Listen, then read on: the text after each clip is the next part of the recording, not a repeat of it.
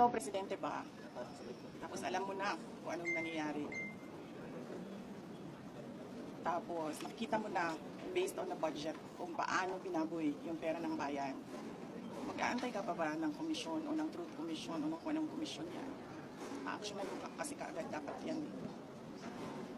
Unang-una, sinabi ko na noon, nag-appoint siya, nagpumili siya ng speaker na involved sa bribery nakalagay sa isang kaso doon sa Amerika. Klarong-klaro na doon nakita na involved siya sa racketeering and sa bribery. So, ikaw ba presidente ka pa, ilalagay mo ba yung ganyang klaseng speaker? Siyempre, hindi na, di ba? So, anong nangyari sa budget natin? Na-racketeering din yung budget natin. Tapos, siyempre, sumabog na. Hindi ako makapagsalita sa Department of Public Works and Highways, pero makapagsalita ako sa DepEd kung anong nangyari. At sinabi ko na sa inyo. Sinabihan na siya, alam niya. In a cabinet meeting, sinabi sa kanya kung anong nangyari sa Department of Education budget. And then, ang ginawa niya is na-change topic siya. So, ano pa bang komisyon, anong truth commission, anong investigative body pa ang kailangan mo? Nandyan na yung budget, nakikita natin kung paano siya kinuha. Diba dapat nun, diretsyo mo na gawin, tanggalin mo na yung speaker mo, ayusin mo na yung, sabihan mo na yung mga kaalyado mo sa House of Representatives, ayusin niyo yung budget, tapos panagutin mo na yung, mag-lifestyle check ka na dyan sa mga congressman at sa mga staff nila, dami dyan may bahay sa abroad. Diba? Masyado siyang, hindi niya alam kung anong gagawin at masyado siyang mabagal gumalaw. Nagmamadali ang Pilipinas eh. Pero alam niya lahat na.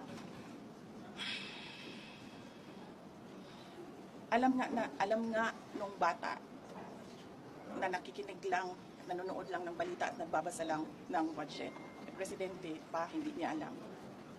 Pero ma'am, di ba too late na po ba yung ginawa ni BBM, and of course, dapat po ba talagang kasuhan na si Speaker and si Sandy ko sa mga ginawa nila? Actually, hindi na nga siya too late eh. Nothing na nga siya eh. Nothingness na ang ginagawa ngayon. Ma'am, kaso, the Speaker was your campaign manager in 22. Were you not aware of these issues before? Hindi naman siya naging speaker noon eh. Ay, hindi ma'am. I mean yung bribery po, kasi na-mention niyo yung alleged bribery. Were you not aware during the 22 campaign? I do not remember the exact time kung kailan ko nalaman yung case doon sa United States kung saan nabanggit yung pangalan niya sa pagtatanggap ng bribery for the cases that were filed here in the Philippines. Pero hindi naman kasi ako ang pumipili ng speaker eh. Ang pumipili ng speaker ay ang presidente.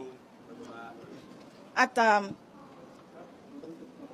naging campaign manager lang naman siya by default eh kasi siya yung president ng partido ng Lakas. Any more questions? Po sa Senate, ma'am. Senate po, ma'am. Ano naman? Hindi naman tapos-tapos yan.